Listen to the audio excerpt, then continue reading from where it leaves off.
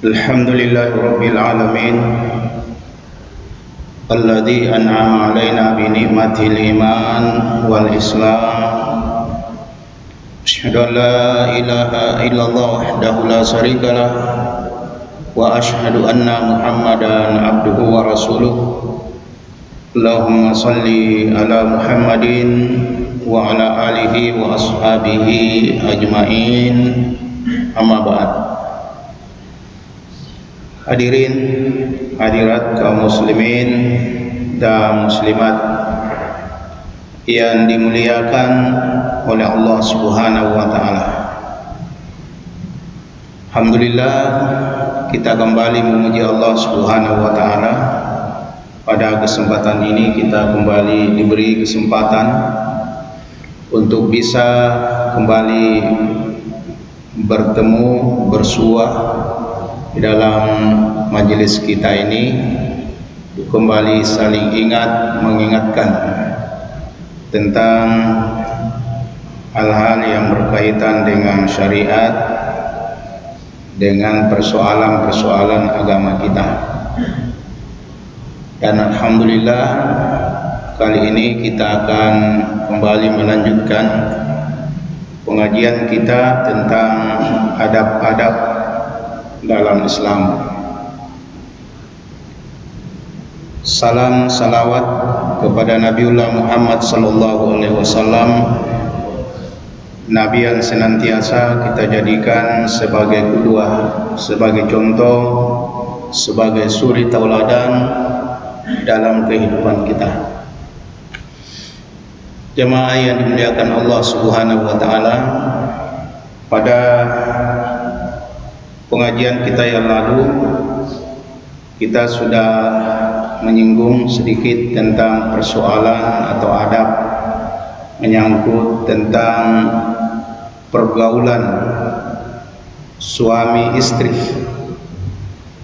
Dan alhamdulillah, kalau tidak salah kita sudah sampai pada poin yang keempat, yaitu kehidupan intim antara suami dan istri. Jamaah yang dimuliakan Allah Subhanahu wa taala, salah satu konsekuensi dari ucapan yang diatur oleh syariat itu kemudian menimbulkan hukum,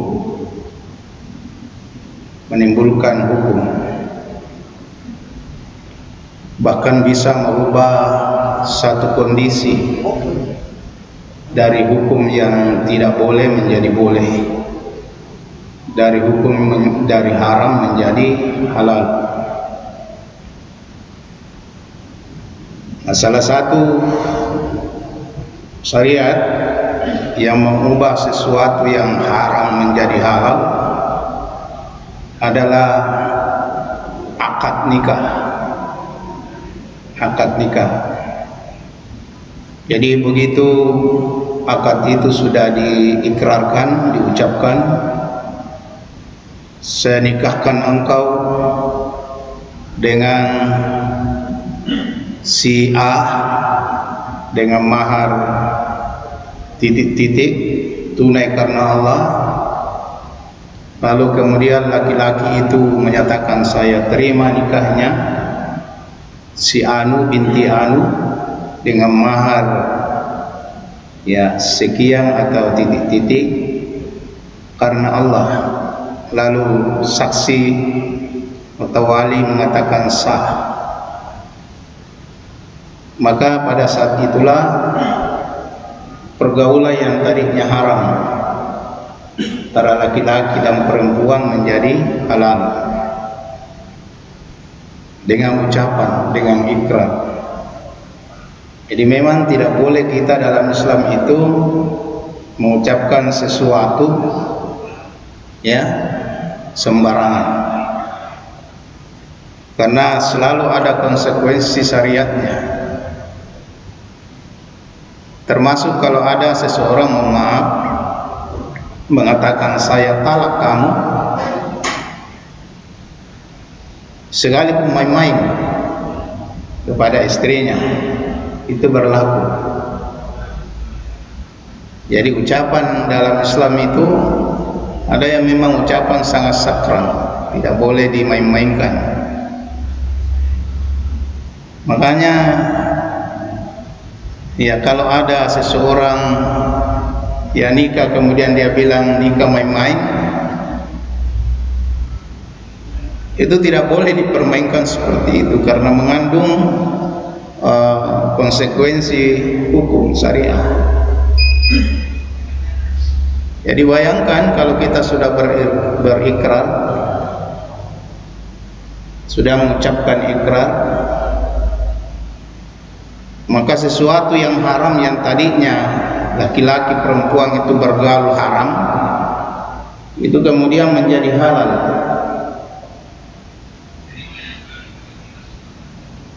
Yang tadinya tidak boleh disentuh, dipegang-pegang, setelah itu menjadi boleh. Itulah sakralnya ucapan itu, sehingga tidak boleh dimain-mainkan. Biasa kita lihat itu di film-filmnya, ada adegan nikah. Sebetulnya tidak boleh, karena begitu dia ucapkan itu menjadi sah, menjadi sah. Oleh karena itulah jamaah sekalian, bagi seorang suami istri itu kemudian menimbulkan hak dan kewajiban. Hak bagi perempuan, bagi istri itu adalah kewajiban bagi suaminya. Kemudian hak suami, kewajiban istrinya. Jadi ada timbal balik seperti itu. Jadi hak suami, hak istri, hak suami, kewajiban istri, hak istri, kewajiban suami. Nah, itu muncul tadi karena ucapan ikrar tadi, disertai tentu dengan syarat-syarat yang lain, seperti mahar, kemudian ada saksi, kemudian ada wali, ya, ada mahar, ya, kemudian saksi mengatakan sah. Maka saat itulah kewajiban melekat pada seorang laki-laki dan hak seorang perempuan melekat. Nah, salah satu yang menjadi jamaah sekalian hak seorang suami dan kewajiban istri sebaliknya juga itu adalah melakukan hubungan atau pergaulan.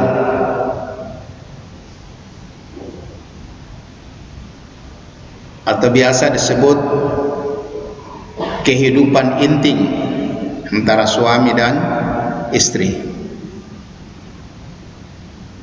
Karena di samping jamaah sekalian,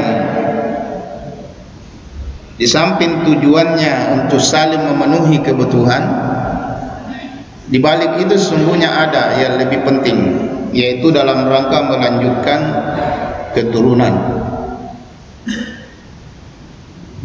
Dan ini bukan hanya kita selaku manusia biasa.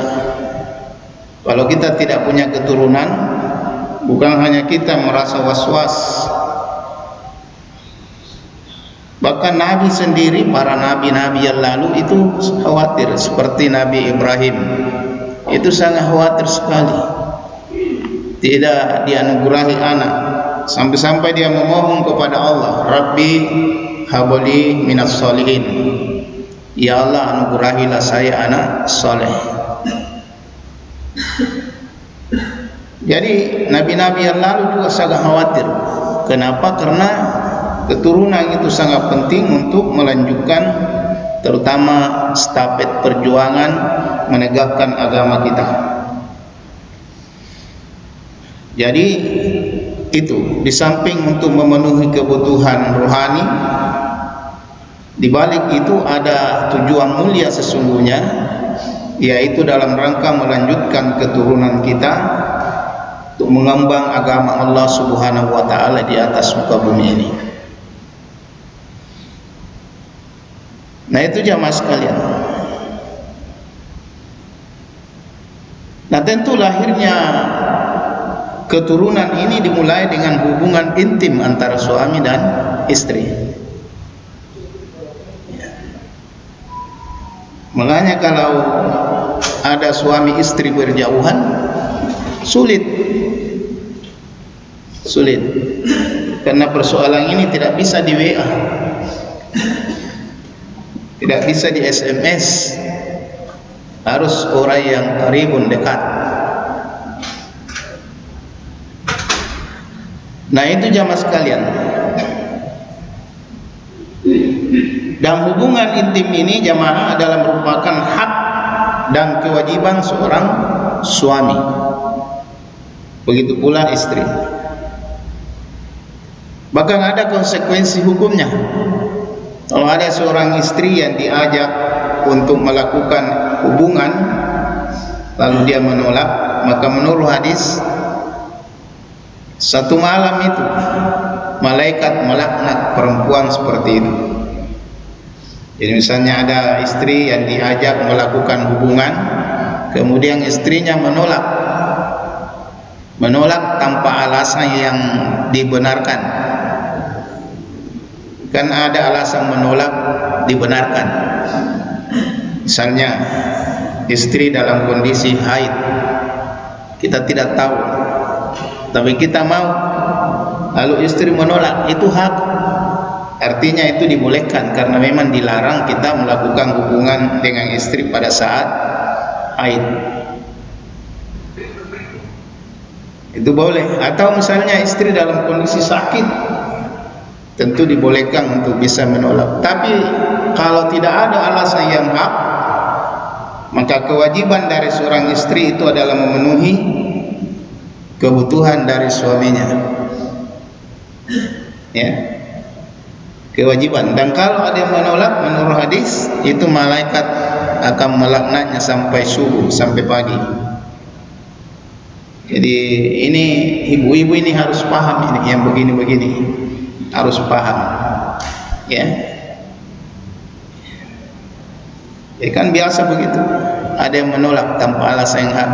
Apalagi kalau wanita-wanita karir itu biasa berusaha menghindar karena dia tidak mau melahirkan, lebih mau karirnya berkembang daripada memelihara anak. Sebagian ada yang seperti itu, sebagian juga tentu tidak. Jadi jamaah sekalian, ya, oleh karena itulah jamaah, istri itu disebut oleh Allah sebagai ladang bagimu. Maka datangilah, ya, datangilah sesukamu. Tentu termasuk kapan saja, bahkan dari arah mana saja kamu suka. Yang penting dengan cara yang baik atau ma'ruf. Ini bisa kita baca jamaah sekalian di surah Al-Baqarah di ayat 223. Situ Allah Subhanahu wa taala menyampaikan, nisa'ukum harsul lakum fa'atu harsakum anna syi'tum. Istrimu itu adalah ladang bagimu. Ladang itu ya bisa disebut juga kebun, ya, tapi tidak sama dengan kebunnya Pak Imam, ya, di bawah. Ini makna majasi, ya. Kalau di sana itu di bawah kebunnya lebar, ini kebun sempit. Ya, jadi kata Allah Subhanahu wa taala, an-nisa, ya, nisa'ukum harsul lakum. Istrimu itu adalah kebunmu. Istrimu itu adalah ladangmu. Ya. Nah, kalau ladang itu untuk apa? Tempat bercocok tanam agar tumbuh tanaman. Jadi sama dengan ini, tempat menumbuhkan benih bibit, ya, agar nanti lahir anak-anak yang bisa menjadi penyambung risalah agama Allah. Jadi tujuannya itu untuk penyambung risalah agama Allah. Makanya ketika Yakub akan meninggal dunia itu,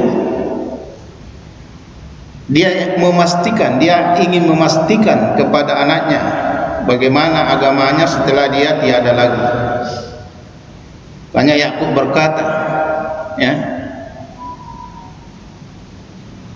jadi kata Allah Subhanahu wa taala, iz ahadara Yaqub al-maut iz qala li banihi ma ta'buduna min ba'di. Jadi ingatlah ketika Yakub akan meninggal dunia itu, lalu dia berkata kepada anaknya, ya bunayya, ya, wahai anakku, ma ta'budu min ba'di, apa yang kamu sembah setelah saya tidak ada lagi.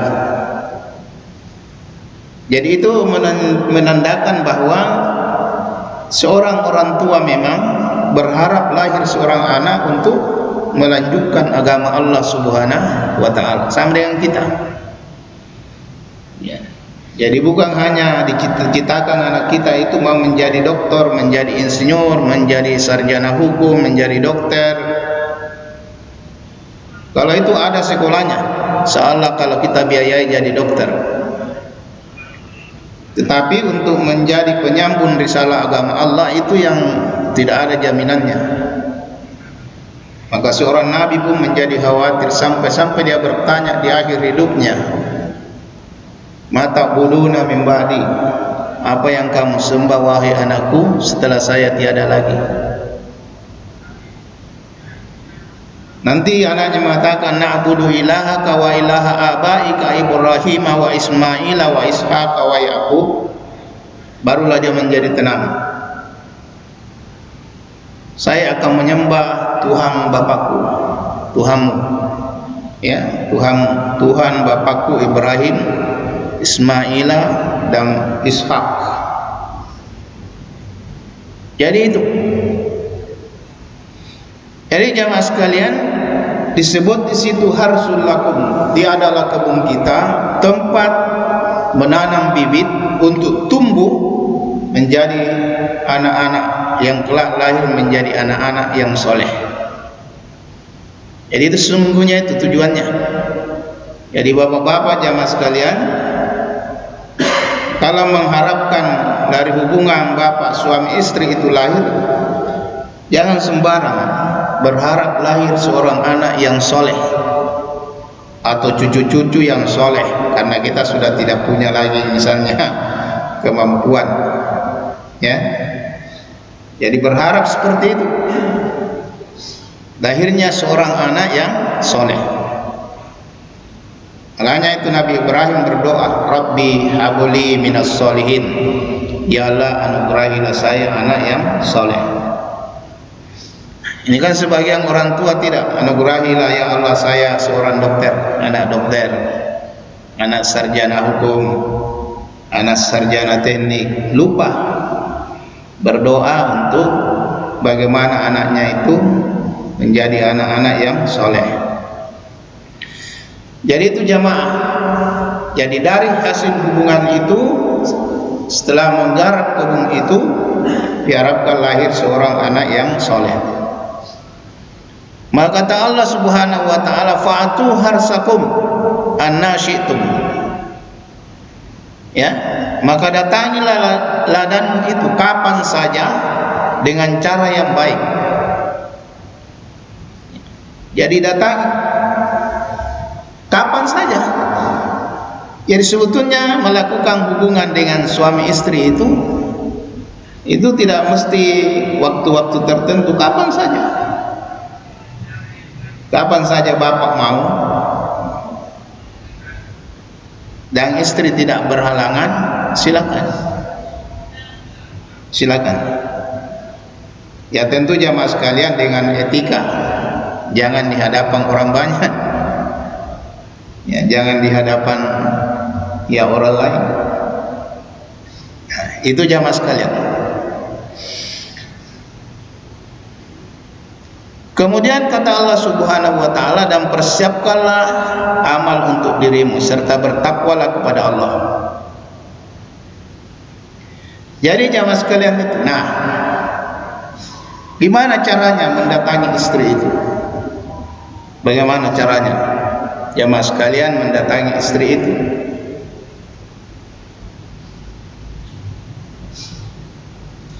Jadi ayat ini jamaah sekalian itu menunjukkan bahwa mendatangi istri itu dapat dilakukan setiap saat, asal dilakukan dengan cara yang baik. Bahkan diibaratkan istri itu adalah ibarat ladang. Sebetulnya asbabul nuzulnya ini ayat itu karena ada pendapat di kalangan orang Yahudi bahwa mendatangi istri itu dari arah yang tidak sesuai, katakanlah dari arah belakang, dari arah samping, itu mengakibatkan anak itu nanti lahir anak cacat, sumbing misalnya.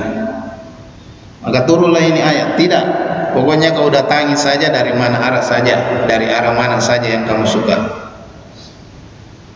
Jadi artinya melakukan hubungan istri itu sesuka hati asal sesuai dengan ketentuan Allah, yaitu melakukan pada tempat yang disyariatkan. Nah, ini juga penting, karena sekarang itu ada penyimpangan seks,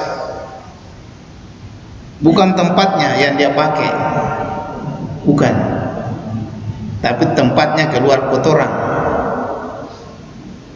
Dan ini ya, dan ini pernah terjadi di zamannya Nabi Lut, ya, antara laki-laki dengan laki-laki.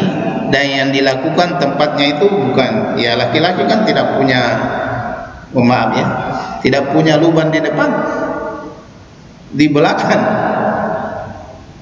Sampai kemudian mereka diberi penyakit kelamin.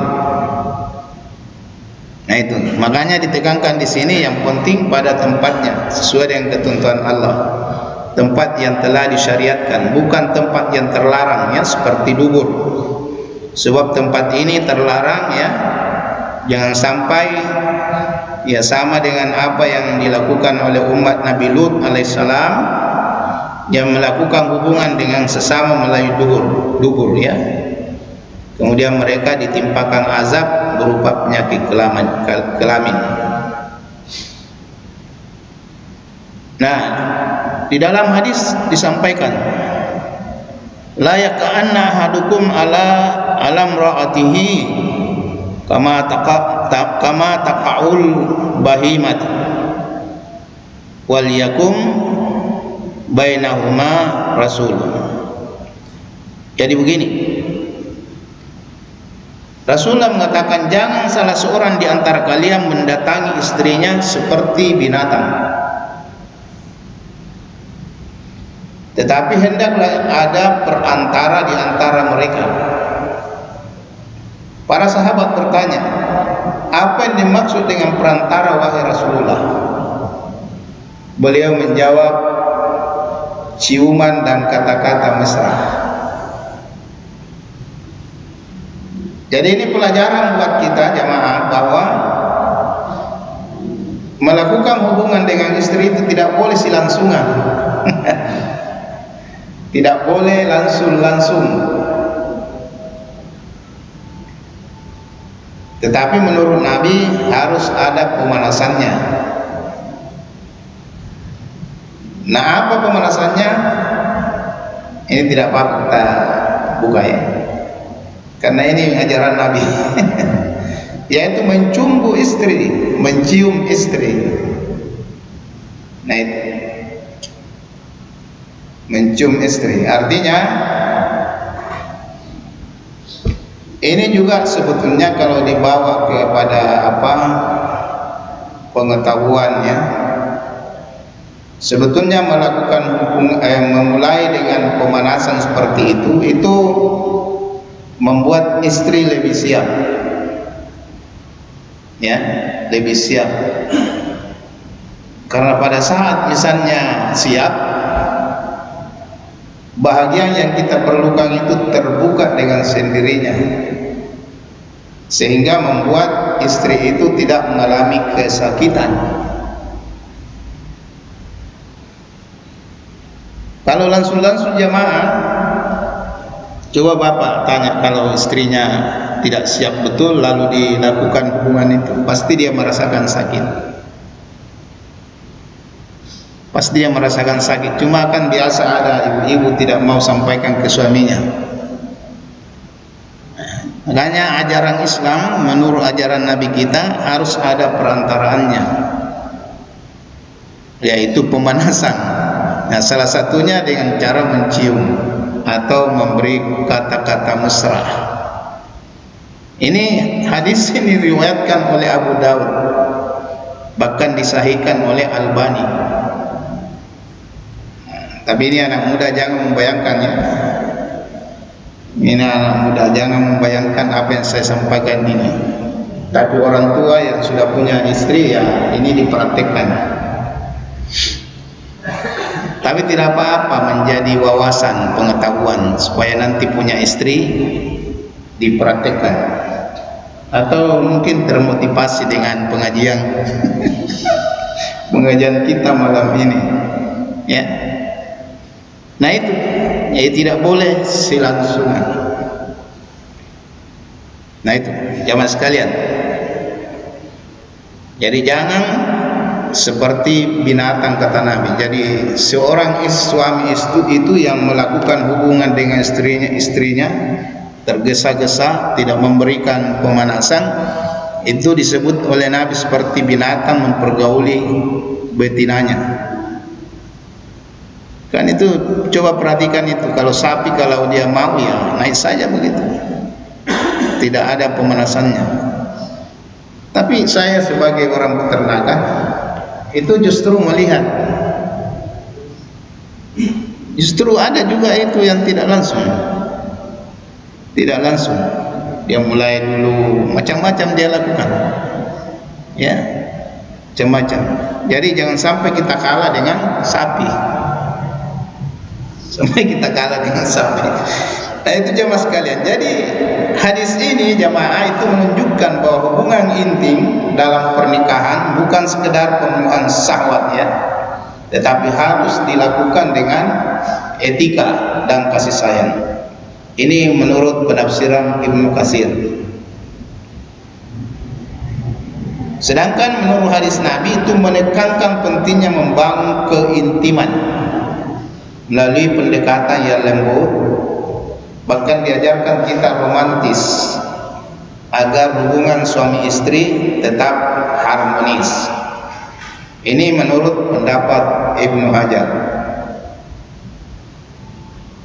Kalau menurut Al-Qurtubi jamaah, dalam tafsir Al-Qurtubi itu menjelaskan bahwa metafora ladang dalam ayat ini itu menandakan bahwa hubungan suami istri itu harus didasari pada kehormatan, bukan sekedar pemenuhan hawa nafsu.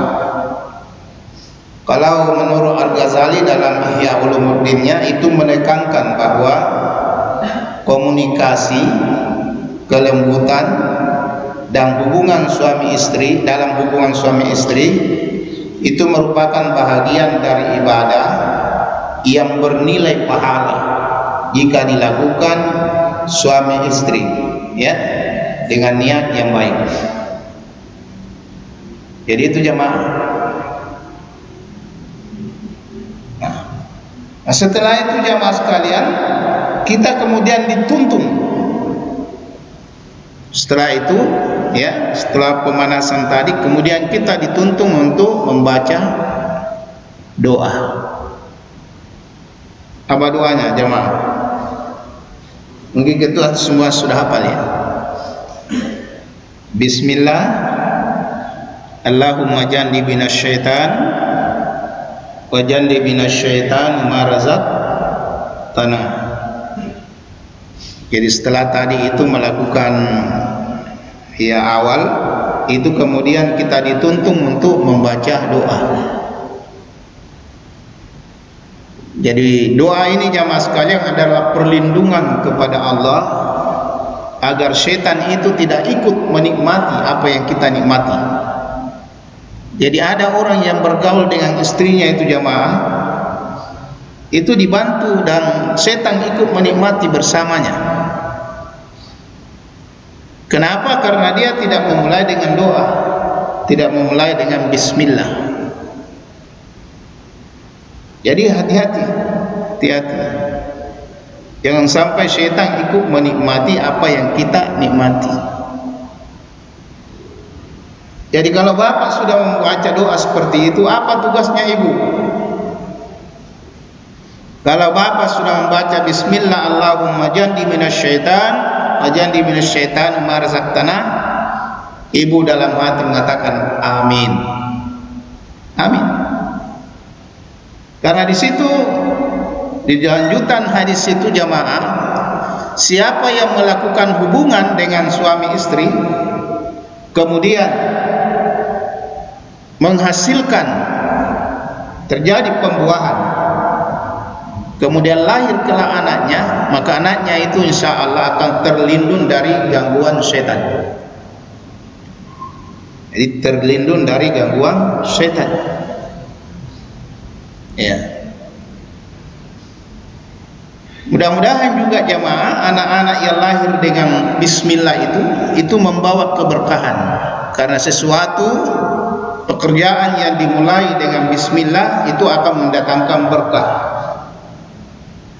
Karena ada hadis, suatu pekerjaan yang tidak dimulai dengan bismillah maka terputus keberkahannya, kenikmatannya.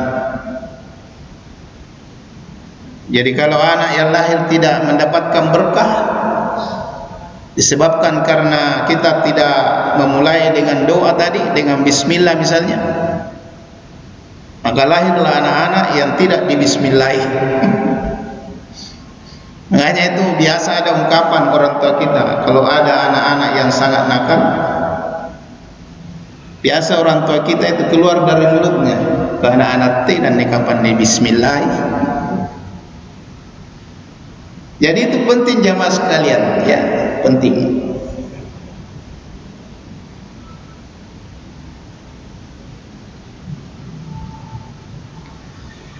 Nah, dengan hubungan itu jamaah, itu insya Allah akan mendatangkan ketentraman, cinta dan kasih sayang di antara keduanya. Ya, akan mendatangkan cinta dan kasih sayang. Dan itu jamaah sekalian, suami itu, laki-laki itu biasa, ya, dia tumpahkan kasih sayangnya itu melalui cara itu. Karena suami itu tidak, dia laki-laki itu biasa, banyak laki-laki yang tidak mampu berkata-kata mesra. Tapi melalui itu jamaah, itulah yang membuktikan kasih sayangnya terhadap istrinya. Nah ini diakui juga ini, bapak kalau biasa nonton YouTube-nya Lia, Dokter Lia ya, itu kan salah satu penjelasannya seperti itu, bahwa seorang suami itu kelihatan kasih sayangnya melalui hubungan itu. Nah ini jamaah sekalian, karena memang jamaah sekalian, salah satu tanda kekuasaan Allah itu, wa min ayatihi an khalaqalakum, ya, min anfusikum azwaja litaskunu ilaiha wa ja'ala bainakum mawaddatan warahmah. Jadi diantara tanda-tanda kekuasaan Allah adalah menciptakan untukmu istri-istrimu dari jenismu sendiri supaya kamu cenderung merasa tentram kepadanya, dan dijadikannya diantara kamu rasa kasih dan sayang. Jadi jamaah sekalian, itu yang ingin diwujudkan, salah satu dengan cara melalui hubungan itu.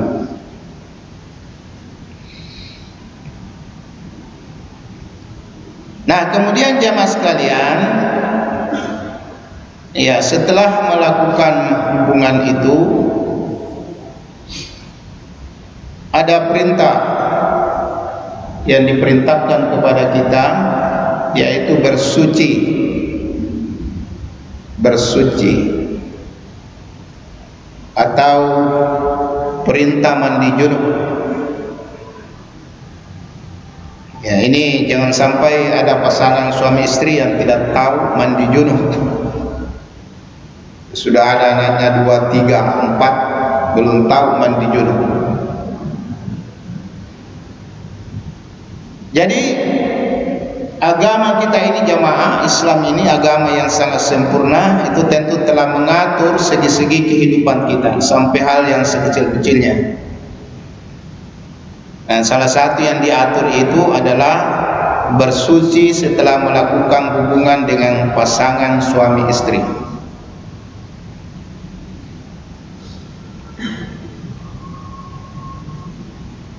Nah, salah satu jamaah perintahnya itu bisa kita dapat di surah Al-Maidah di ayat 6. Ya ayyuhalladzina amanu iza kuntum ila shalah faghsilu wujuhakum wa aydikum ilal marafiq wamsu biru'usikum wa arjulakum ilal qabbain wa in kuntum junuba. Ini yang kita garis bawahi, wa in kuntum junuba fatahharu.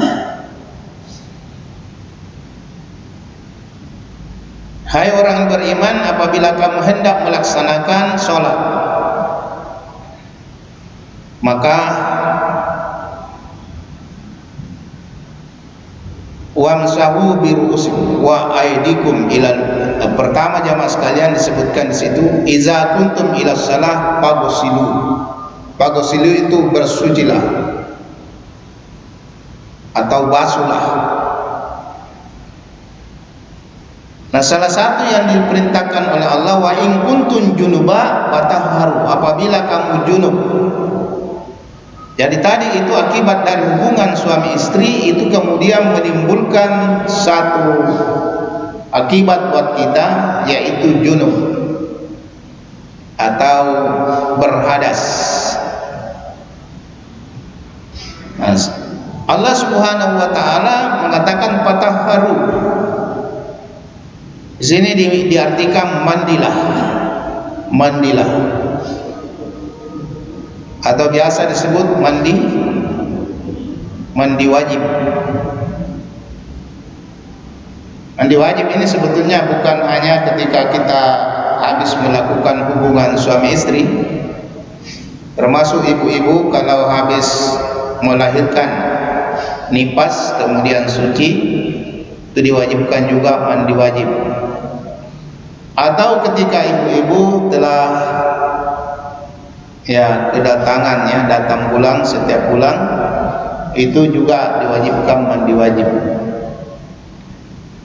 Bahkan orang yang baru masuk Islam pun mu'allaf itu mandi wajib. Kenapa? Karena selama hidupnya tidak pernah mandi wajib. Nah, ini jamaah sekalian, perintah dalam Al-Quran ini jamaah itu dipertegas oleh Nabiullah Muhammad sallallahu alaihi wasallam dalam sabdanya, idza jalasa baina su'abiha al-arba'a summa jahadaha faqad wajabal ghusl. Jadi Nabi mengatakan begini, apabila seorang laki-laki duduk di antara 4 anggota badan istrinya, lalu dia bersungguh-sungguh berhubungan intim, maka wajiblah dia mandi. Wajib dia mandi. Cuma ini jamaah sekalian, ada jalan keluar. Kalau tidak ada air bagaimana? Kalau tidak ada air, atau mungkin dalam kondisi sangat dingin dan bisa mengakibatkan misalnya ada menimbulkan mungkin gangguan kesehatan kalau dia mandi, atau memang dia sakit.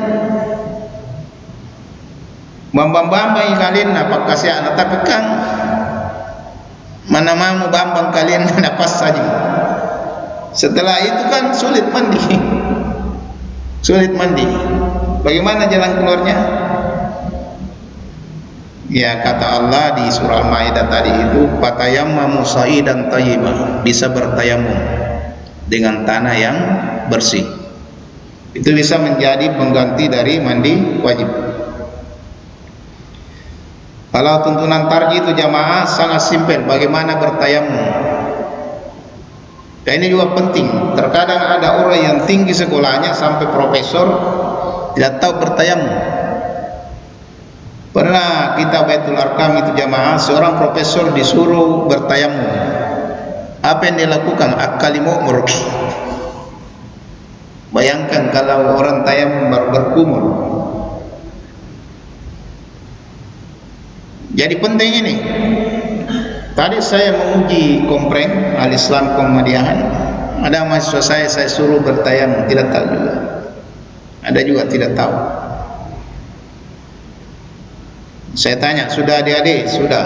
Berarti dia tidak perhatikan ketika dia diajari waktu dia adik, termasuk ketika ada materi kuliah ibadah atau bertahan. Biasa begitu. Sudah diajar tapi dia tidak, ya mungkin juga jarang dipraktikkan sehingga lupa. Nah, bagaimana itu diajarkan oleh Nabi jamaah? Itu praktis.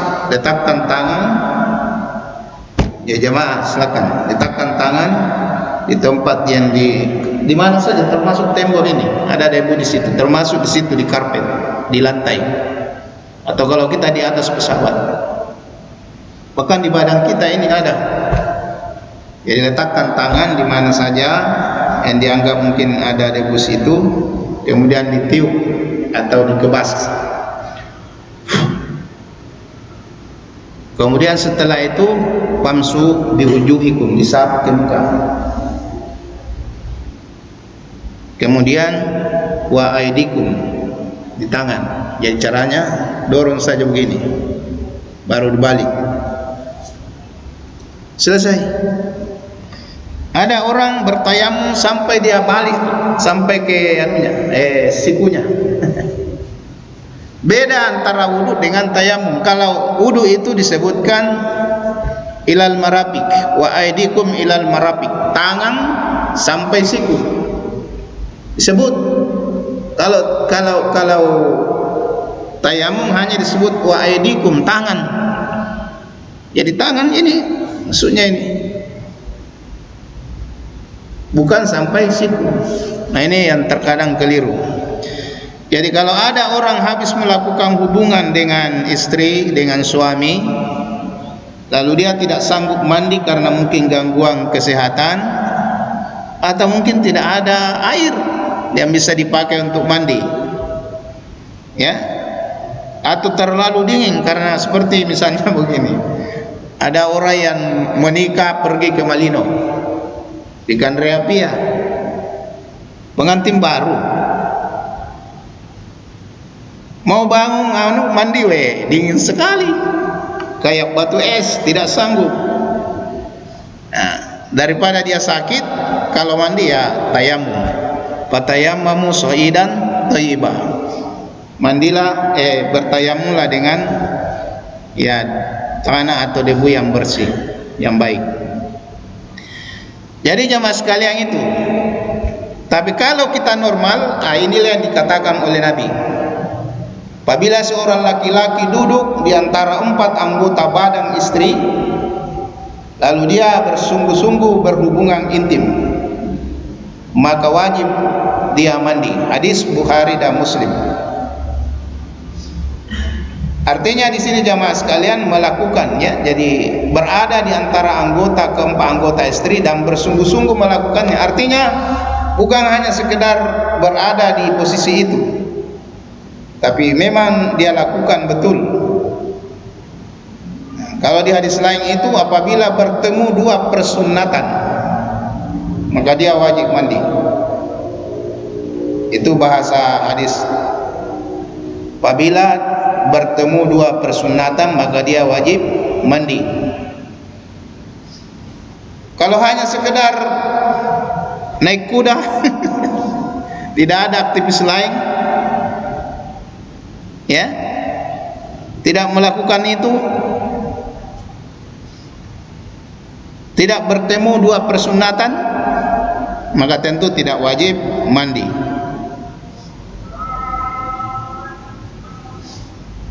Masuk kah? Belum selesai. Jadi jamaah sekalian itu,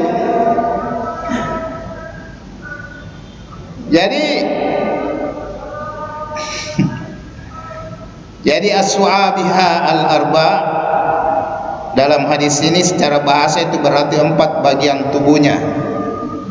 Para ulama itu berbeda pendapat dalam menafsirkan maknanya.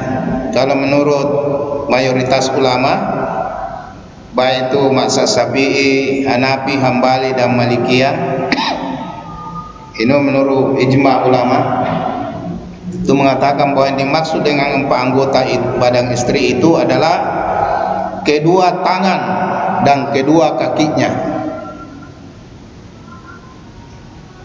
Ya, hal ini karena dalam posisi hubungan intim, seorang suami biasanya berada di antara tangan dan kaki istrinya. Sedangkan menurut pendapat Imam An-Nawawi dalam Syarh As-Sahih Muslim, beliau menjelaskan bahwa maksud dari 4 anggota badan ini adalah 2 tangan dan 2 kaki yang merupakan bagian tubuh utama dalam hubungan suami istri. Jadi beliau juga menyebut bahwa istilah ini merupakan ungkapan halus atau kinayah, ya, dalam bahasa Arab untuk menggambarkan hubungan intim secara sopan. Kalau menurut Ibnu Hajar Al-Asqalani dalam bukunya Fathul Bahri, beliau mengatakan, menyebutkan bahwa 4 anggota badan tersebut adalah 2 paha dan 2 betis yang berfungsi sebagai tumpuan dalam hubungan intim. Namun beliau juga mengakui bahwa makna umumnya merujuk pada 2 tangan dan 2 kaki. Nah, kesimpulan kita yang dapat diambil bahwa mayoritas ulama berpendapat bahwa 4 anggota badan istri dalam hadis ini itu merujuk pada 2 tangan dan 2 kaki. Istilah ini digunakan sebagai ungkapan sopan dalam bahasa Arab untuk menggambarkan hubungan suami istri tanpa menggunakan bahasa vulgar. Nah, ini jamaah sekalian, saya tambah sedikit.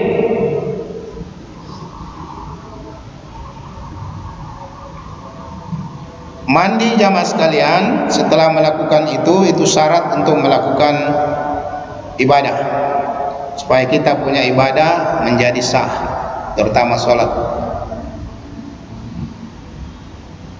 Tapi dari segi kesehatan jamaah, dari segi kesehatan itu rupanya ada maknanya. Salah satunya itu jamaah sekalian, hikmahnya yang pertama adalah pembersihan lahir dan batin.